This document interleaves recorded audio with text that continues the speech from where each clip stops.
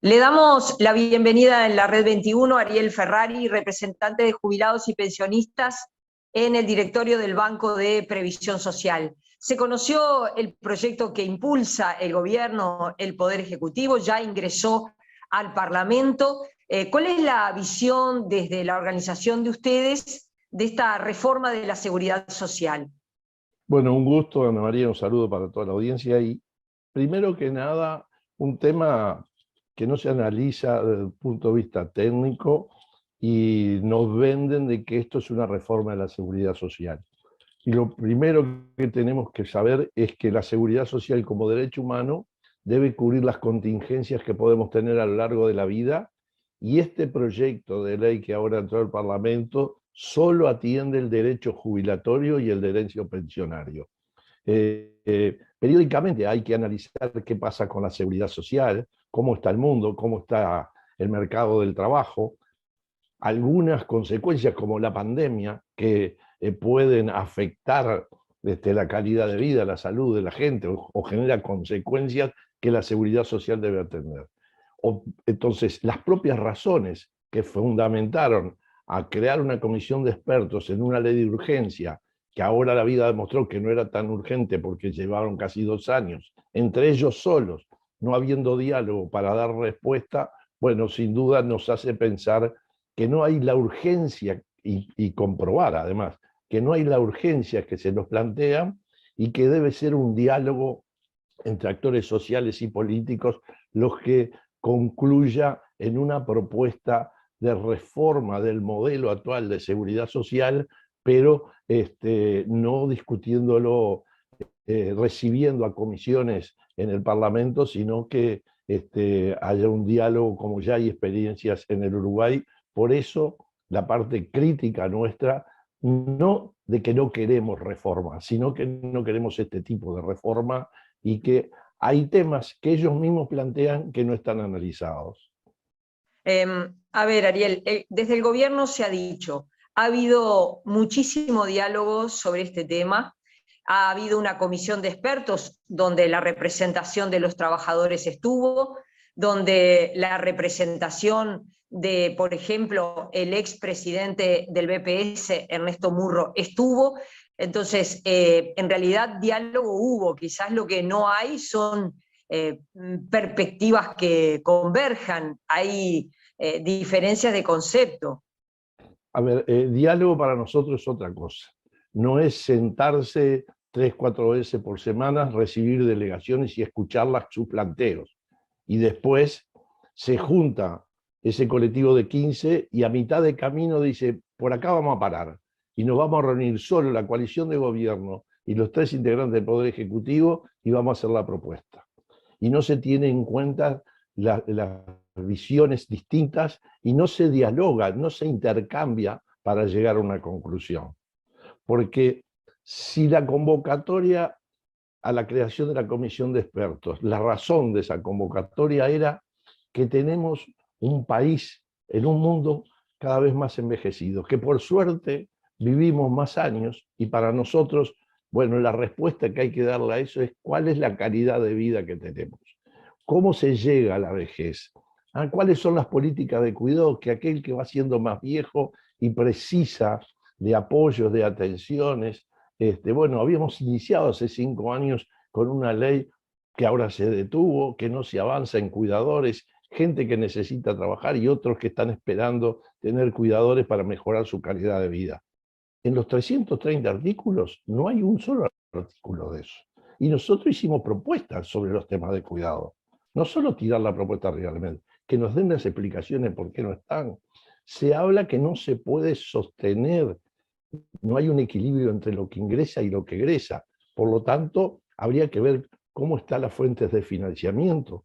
¿Podemos seguir el BPS financiándolo en relación a la masa salarial, que el patrón pone el 7,5 y el trabajador pone un 15, cuando se sustituye por robot, cuando yo voy a un supermercado y en vez de una cajera tengo un código de barra donde paso el producto y yo mismo después con la tarjeta me cobro, cuando hay teletrabajo y yo no sé con quién y si es dependiente o no dependiente, cuando vamos a ver esa fuente de financiamiento, si se va a analizar, hay un artículo que dice que después de entrada en vigencia la ley, se va a conformar una comisión. Ana María tiene muchos años en la comunicación, en el periodismo, y sabemos en el Uruguay la tradición esa de que cuando no nos ponemos de acuerdo, bueno, lo pasamos a una comisión y vamos a seguir trabajando. Entonces, creo que no hay una voluntad de diálogo, sino una idea de una reforma hacia un modelo privatizador que se profundiza y que, a pesar de haber ya transcurrido 27 años que se reformó con los mismos actores, porque el doctor Saldain es uno de los corredactores de la ley de la SAFAP, que profundiza esto, y en el mundo ya no se está promoviendo el ahorro individual, porque en definitiva rompe la solidaridad, que es uno de los principios sustantivos de la seguridad social. ¿Cómo ven ustedes los cambios que propone este proyecto que envía el Ejecutivo a la caja militar? Bueno, no están bien definidos, también a partir de decretos, a partir de discusiones posteriores a la entrada en vigencia de la ley se hace, y se plantean en una transición mucho más larga, pero yo creo que tampoco se da respuesta al desfinanciamiento de la caja militar, a la brutal asistencia que el Estado le tiene que dar a ese instituto, cuando casi pagando 52.000 jubilaciones le da la misma asistencia que le da el BPS pagando 700.000 prestaciones, no se da respuesta con que una parte de las contribuciones de seguridad social vayan a un sistema de capitalización. Esos recursos que pondrá el Estado irán a manos de una cuenta de una empresa individual que administrará una empresa privada, que son casi las únicas en el mundo que no corren ningún riesgo cuando comienzan a hacer una gestión empresarial. Cualquier boliche, cualquier almacén, una gran industria que se abre tiene riesgo. Riesgo de qué pasa con la economía, riesgo de lo que pasó con la pandemia, riesgo de si su comercio o su industria va a desarrollar. Bueno, acá no tienen ningún riesgo.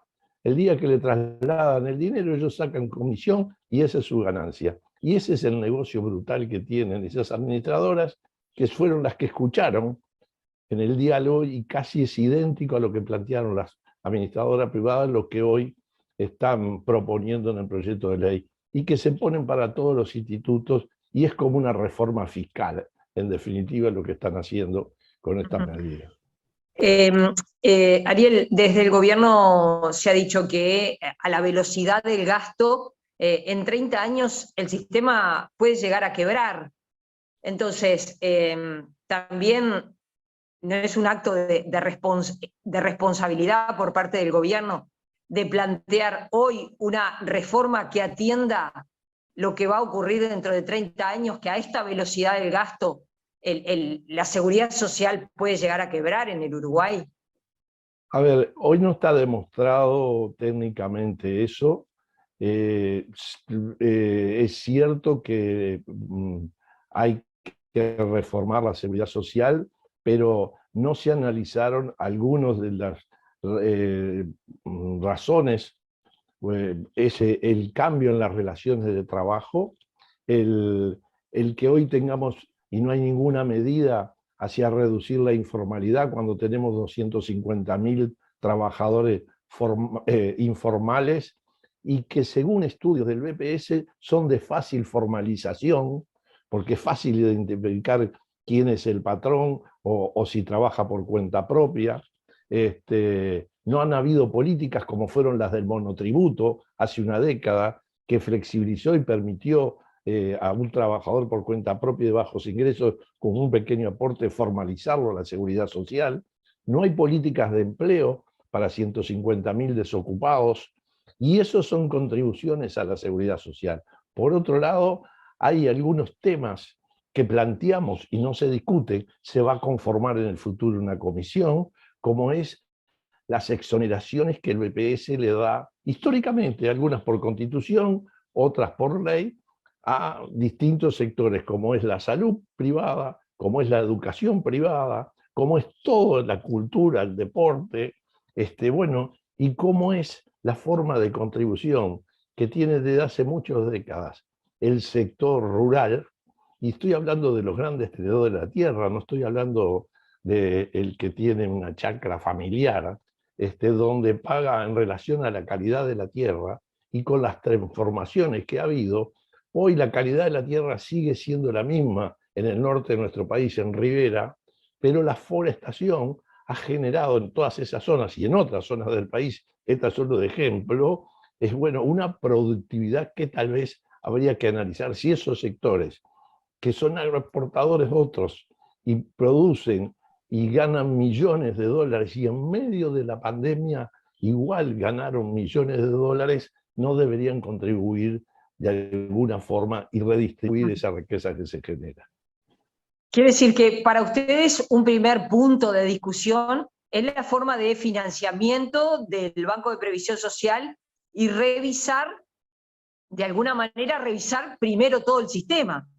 Exacto, porque, a ver, el BPS hace 2 meses aprobó el proyecto de presupuesto para el año que viene y lo mandó al Poder Ejecutivo, con las pautas que dio el Poder Ejecutivo. El año que viene en Industria y Comercio va a aumentar menos de un 1% la cantidad de trabajadores registrados, pero va a haber un crecimiento de trabajadores inscriptos. Sin embargo, vamos a recaudar menos en relación a este año. Ahí hay dos cosas. O la calidad del trabajo es peor, más flexibilización, más desregulación, o sigue cayendo el salario. Y estas cosas también hay que analizarlo. ¿Por qué mejoró la recaudación del BPS en década pasada? Porque hubieron 15 años de consejo de salario donde el salario crecía por encima de la inflación y crecía los ingresos del BPS y se podían redistribuir con flexibilización del derecho jubilatorio, con ampliación de la asignación familiar. Y esas son de las cosas que hay que verlas en conjunto. No solamente decir, no nos alcanza, bueno, trabaja más años, te voy a pagar menos de jubilación. Hay que leer lo que dijo en el diario El País ayer el doctor Saldain. Puso un ejemplo de alguien que entró a trabajar a los 18 años, trabajó toda la vida, es decir, por lo tanto, trabajó 49 años para llegar a los 69 y tener un 7% más de jubilación de lo que gana hoy.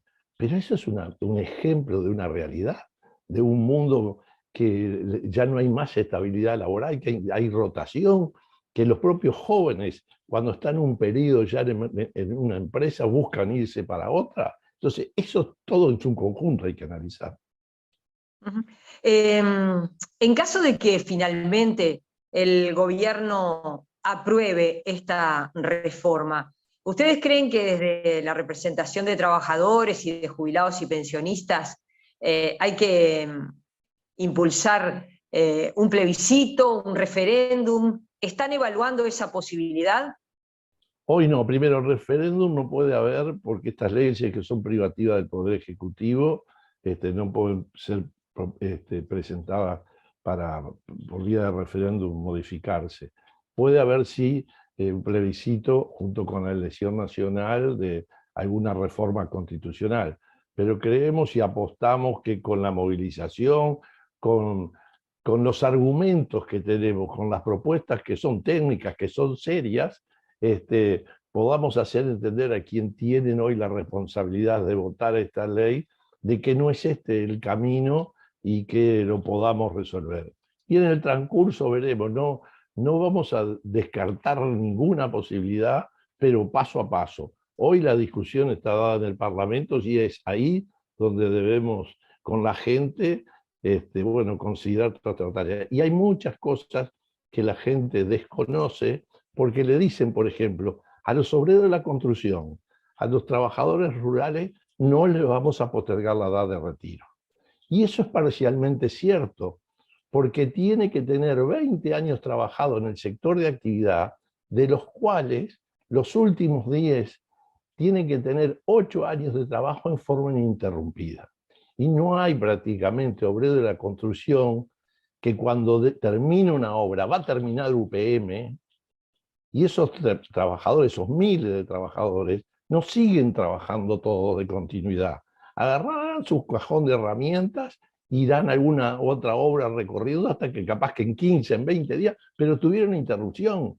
Y lo mismo pasa con los peones rurales que trabajan zafral y terminaron de esquilar y se fueron a alambrar y después fueron a la zafra de la papa, pero no tienen continuidad. Entonces, esos que nos pretenden vender como mejora de derecho, que a las mujeres por cada hijo nacido vivo, desde el 2010 y permitió que se jubilaran más, pueden reconocer hasta 5 años de trabajo si tuvieron hasta 5 hijos.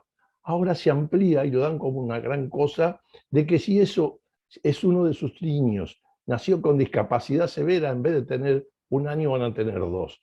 Creo que eso es vender espejitos de colores, porque hay que analizar mucho más las políticas a lo que hacen a la discapacidad, a las dificultades que tiene una madre particularmente, los padres en general, pero una madre particularmente, porque en los cuidados la mujer es la que asume cuando tiene una persona con discapacidad en la familia, y no es solo decir, le damos 1 año más para que pueda acumular a la jubilación, y además deja de ser una política de discriminación positiva hacia la mujer, porque si el hombre lo precisa ese año para jubilarse él, que lo use él. Entonces es para un roto y un descosido lo que se va a usar. Entonces creo que es mucho más profunda la discusión que estar pensando hoy solamente en si, bueno, vamos hacia la eliminación del sistema de capitalización, porque hay que mirar todo el modelo junto con evitar que Uruguay siga priorizando al capital financiero,